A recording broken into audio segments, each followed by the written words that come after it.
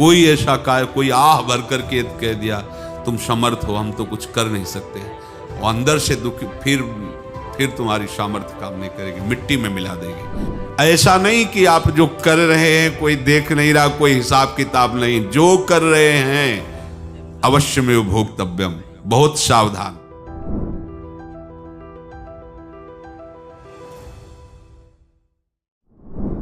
जीव स्वयं नित्य निरंतर कर्मों के जाल को रच रहा है और अपने आप को बांध रहा है।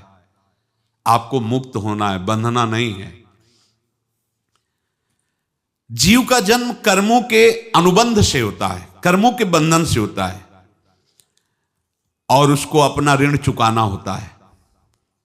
कर्मानुबंध ये बहुत सूक्ष्म विषय है। जैसे आप जिस परिवार में जन्म लिए हैं तो उस परिवार के लोगों से आपका ऋण है, इसलिए उसी परिवार में आप आए हैं, और ऋणानुबंध उसको बिना चुकाए या बिना वसूल किए आप वहां से जाएंगे नहीं। आपको लेना है तो वसूल करना है और देना है तो चुकाना है। ये पूर्व के जन्मों से निश्चित किया गया है। जैसे किसी के यहां पुत्र हुआ, जन्म से ही पैसा खर्चा शुरू हुआ, जो बड़ा हुआ तो उद्दंडता के द्वारा मार पूरे परिवार को क्लेश पर क्लेश देता चला जा रहा है। ये तुम्हारे कर्म का फल है। या ऐसे शक्तिहीन बुद्धिहीन ऐसे पागल पूरे जीवन सेवा करो, तुमसे अपना हिसाब चुकाने के लिए वो आया है। अब परिवार के जो सदस्य जुड़े आके, मतलब पत्नी आते ही पूरी हृदय में आनंद, परिवार में आनंद, और जीवन भर वो आनंद ही सुख देने के लिए उसका जन्म हुआ। वो अपना ऋणानुबंध मुक्त, और आते ही भयंकर क्लेश खड़ा कर दिया, बीच में दीवार और झगड़ा वैसा, फिर अतरे दिन मारपीट शुरू, कलह अशांति, पूरा जीवन नरक हिसाब करने आए। यहां ऋण चुकाए बिना कोई जा नहीं सकता, ऋण चुकाना पड़ेगा। किसी का ऋण वसूल करना है तो किसी को ऋण चुकाना है, दोनों काम करने होते हैं। अनेक जन्मों में अनेक लोगों के साथ हमने जो बर्ताव किए हैं, अच्छे या बुरे, वो होंगे। अब किसी आदमी को हम जानते नहीं, अचानक मिला, अचानक टक्कर लगा और मार पीट गाली गुप्ता सब कर दिया, चुपचाप सह लो। क्यों? ये आपका हिसाब है, पूर्व का हिसाब। हमारा उससे कोई द्वेष नहीं, कोई संकल्प नहीं। अचानक घटना घटी और हमसे द्वेष करने लगा, हमें पीटने लगा, हमें गालियां दे, ये हिसाब है, चुपचाप सह जाओ। अपने घर का भाई ही भारी दुश्मन बन गया और क्लेश दे, हिसाब है। एक प्रभुदत्त ब्रह्मचारी जी की वाणी में पढ़ा था, एक महात्मा जी भ्रमण करते थे तो उस समय असरफियां चलती थी, मोहरे असरफियां, तो उनको भेंट में देते लोग। तो या तो ठाकुर सेवा में लगे तत्काल, या संत सेवा में तत्काल लगे, उसका संग्रह करके डोलना ये ठीक नहीं है बैरागी के लिए, सिद्धांत में ये ठीक नहीं है। तो जब 2, 4, 6, 8 ऐसे मोहरे हुई तो उन्होंने विचार किया कि और भ्रमण करके जब काफी मोहरे हो जाएंगी तो प्रयागराज में जब कुंभ पड़ता है, एक बार पूरे सब अखाड़े के संतों को, अलग अलग संप्रदाय सब संतों को बुलाएंगे और सबको पवाएंगे। अब साधु है तो यही विचार करेगा, और क्या विचार करेगा। तो उन्होंने ऐसे डंडा बनवाया, बेंत, जो ऊपर से चूड़ीदार और भीतर पोला, और मोहरे उसमें डालते गए, और भ्रमण, जहां जहां श्रद्धालु भगत सबके यहां जाना और इच्छा रखना कि एक मोहर तो दे दे दक्षिणा में। कामना कोई भी हो वो बांधती ही है, ध्यान रखना। इसीलिए प्रभु जो चाहे वो करे, अपनी चाह नहीं रखनी चाहिए, अपनी चाह प्रभु की चाह में मिला देनी चाहिए। धीरे धीरे वो छड़ी भर गई, भ्रमण करने वाले महात्मा चूड़ी लगाई, इंतजार करते रहे। जब प्रयाग का कुंभ पड़ा तो चले। तो रास्ते में एक गांव में पूछा जाता है, जैसे कहीं रुको कि कोई श्रद्धालु ऐसा है जो संत सेवी है, तो कुछ लोगों ने बताया हाँ एक परिवार है बहुत संत सेवी है और आपको मिलाते हैं उनसे। आइए महाराज घर में रुका, खूब अच्छा हलवा पूड़ी पवाया और जो घर के मालिक थे चरण दबाए। चरण दबाते दबाते उनकी दृष्टि पड़ी उस डंडे पे, इतना मोटा और ऊपर से कुछ चूड़ी सी भी नजर आ रही, इस डंडे में तो कोई रहस्य है ही है। अब महात्मा जी को खवा पिला के सुला दिया। महात्मा जी जब सो गए तो पत्नी से धीरे से कहा वो डंडा लाओ बाबा जी का। डंडा वो चूड़ीदार जो ही खोला पलटाया तो सैकड़ों मोहरे। ऐसे संत रोज पधारे भगवान, तुम आनंद हो जाए फिर क्या। पत्नी से कहा नाप के कंकड़ लाओ। वो तो महात्मा जी तो खाए खीर पूड़ी आराम से सो रहे, रात में पूरी प्लानिंग करके उसमें कंकड़ भर के चूड़ी लगाकर सिराने रख दिया, सारी मोहरें हटा ली। महात्मा जी आराम से छड़ी उठाए तो वजन पक्का। वैसे बड़े लोग चतुर होते हैं पर ये नहीं जानते कि कर्म कितना भयानक होता है।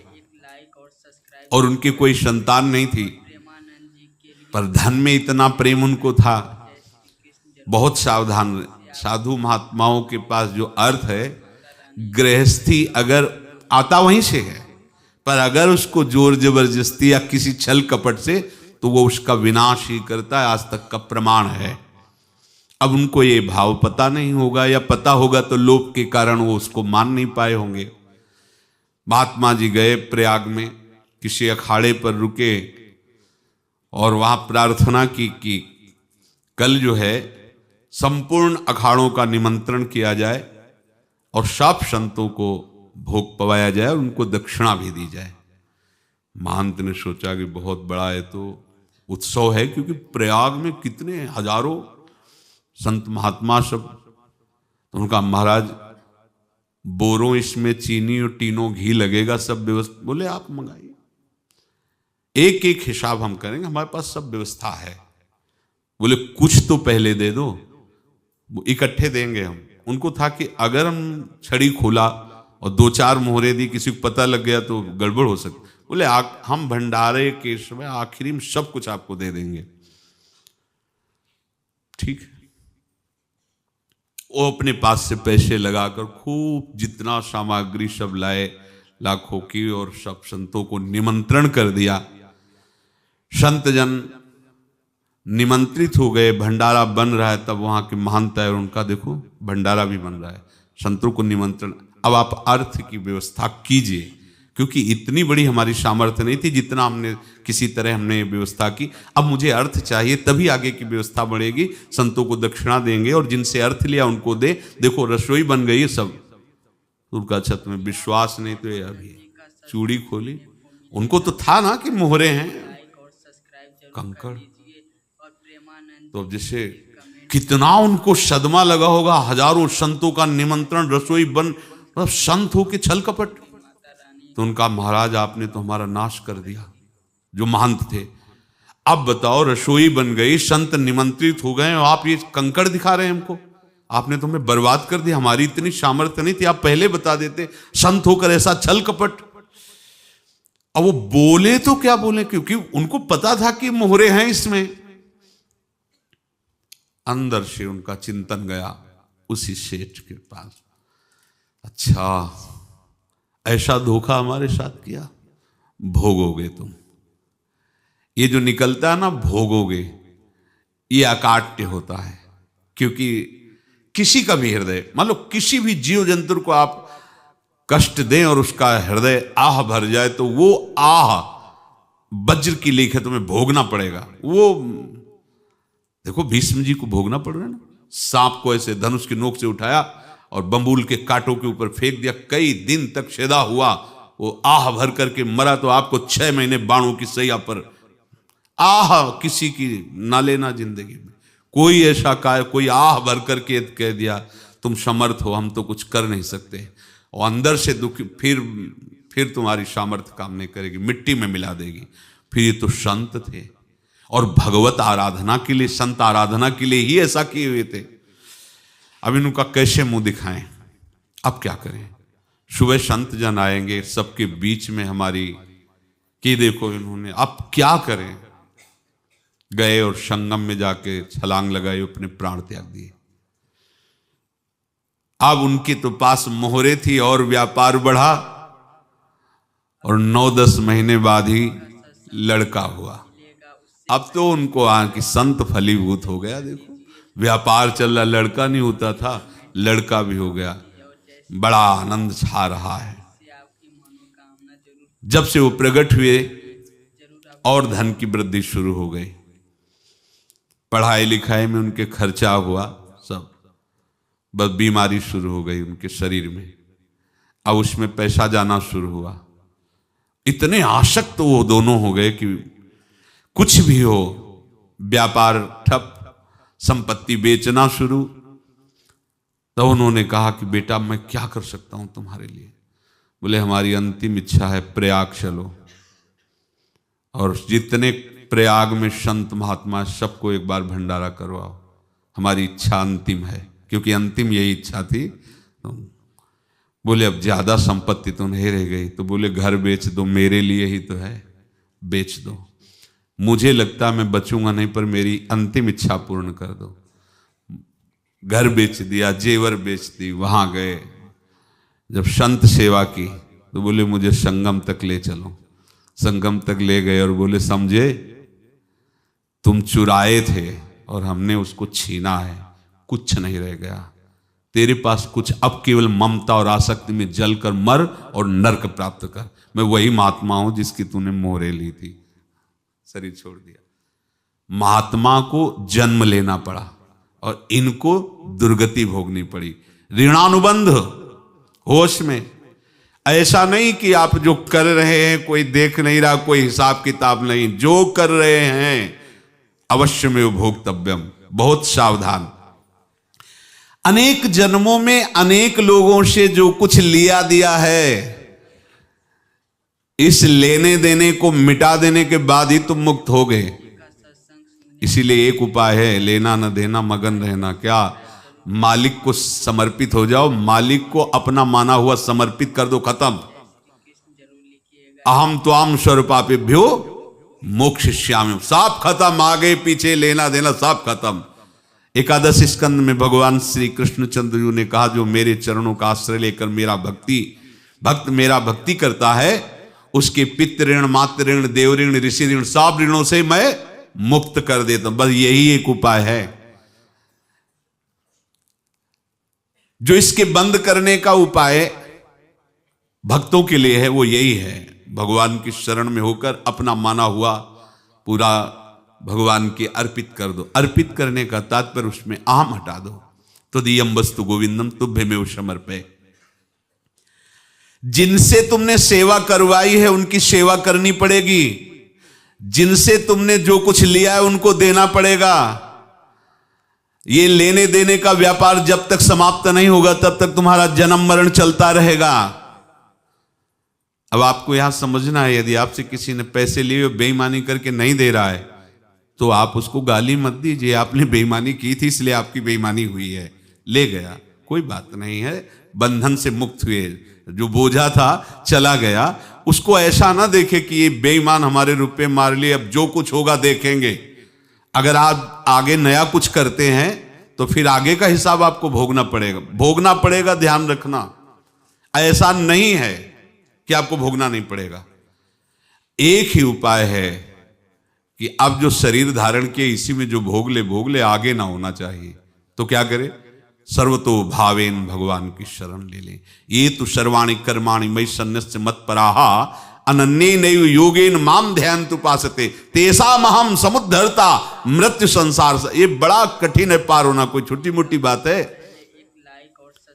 एक महात्मा बाल्यावस्था से भजन करते थे, शालिग्राम भगवान पास रखते थे और उन्हीं की आराधना करके बस पाठ, नाम, जप और भ्रमण करते थे। यौवन अवस्था थी, गंगा जी के किनारे अपने ठाकुर को विराजमान करके स्नान करने के लिए कपड़ा ही उतार रहे थे कि 90 लोग आ गए, भाला तलवार सब ले, मारो मारो इसको मारो, घेर लिया। तो उन्होंने हाथ जोड़कर कहा हमने क्या अपराध किया? कोई सुन ही नहीं रहा। तो उन्होंने कहा मार तो डालोगे ही आप 90 लोग, हमको ये अस्त्र शस्त्र तो लिए नहीं, एक बार हमें गंगा में डुबकी लगा देने दो और अपने ठाकुर को स्नान करा देने दो, फिर इसके बाद आप मार देना।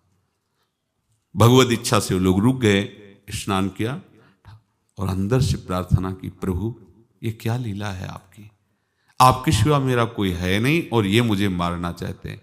तो भगवान ने जानते हो क्या कहा उनके अंतर में, तुम मेरे में ध्यानस्थ हो करके शरीर को छोड़ो, ये लोग मारेंगे, ये मेरे भजन का फल है कि तुम्हें 90 जन्म नहीं लेना पड़ेगा, एक ही जन्म में 90 मिलके, तुमने 90 हिंसा की थी पूर्व में, तो तुम्हें 90 बार जन्म लेना होता और एक एक करके मारते। ये मेरे भजन का प्रताप है कि एक बार में ही 90 का हिसाब हो जाएगा।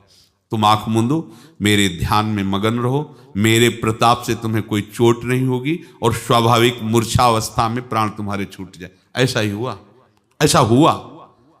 तो ये बात समझ लो कि ये जो कर्मानुबंध है, ऋणानुबंध है।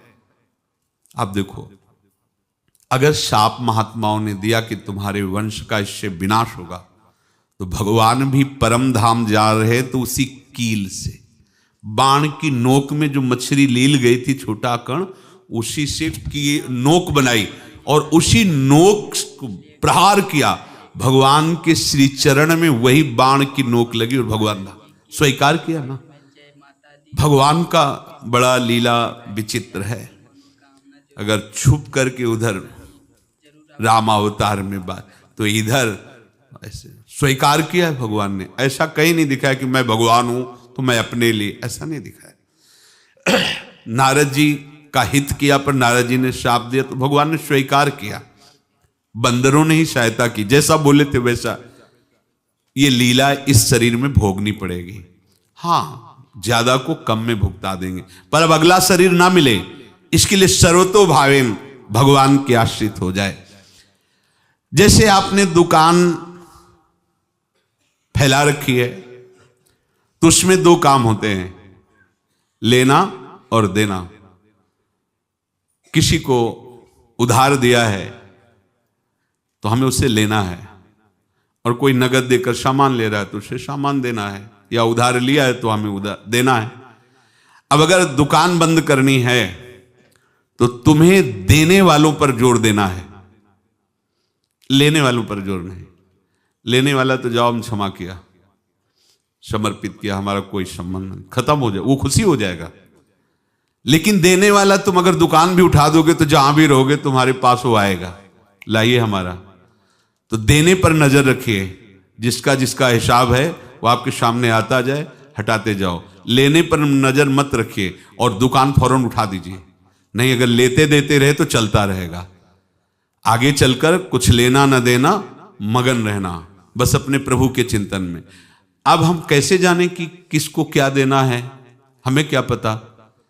तो हम पूरा हिसाब जिनको पता है उनको दे देते हैं, समझ रहे हो? उनको पता है क्या लेना है क्या देना है, तो इनके पास पहुंच गए, सरकारी हिसाब से सब बराबर कर देंगे। हमको अपनी जिम्मेवारी इनकी चरणों में समर्पित कर देना है, तभी हम जीवन मुक्त होंगे। ये रहस्य की बात है। प्रभु कह रहे हैं, यस्य सर्वे समारंभाः काम संकल्प वर्जिताः ज्ञानाग्नि दग्ध कर्माणं तमाहु पंडितम बुधाः। जिसके संपूर्ण कर्मों के आरंभ संकल्प और कामना से रहित हैं, तथा जिसके संपूर्ण कर्म ज्ञान रूपी अग्नि से जल गए हैं, उसको ज्ञानी जन भी पंडित कहते हैं, बुद्धिमान कहते हैं।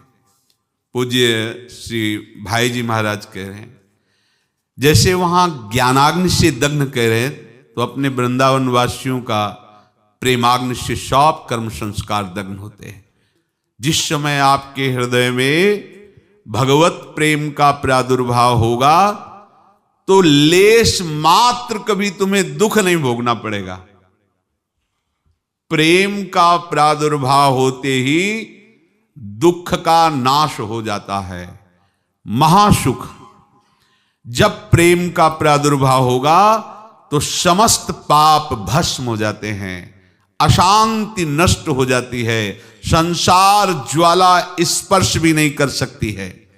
जब भगवत प्रेम का प्रादुर्भाव होता है तो हो सकता है उस उपासक के जीवन में दुखों का पहाड़ टूट पड़े, परिवार खिलाफ, शरीर रोगी, अव्यवस्था, बहुत बहुत कुछ, सब कुछ। कह रहे हैं इतना सब होने पर भी उसके हृदय में कोई भी दुख नहीं होता। ये ऐसा सामर्थ्यशाली भगवत प्रेम है।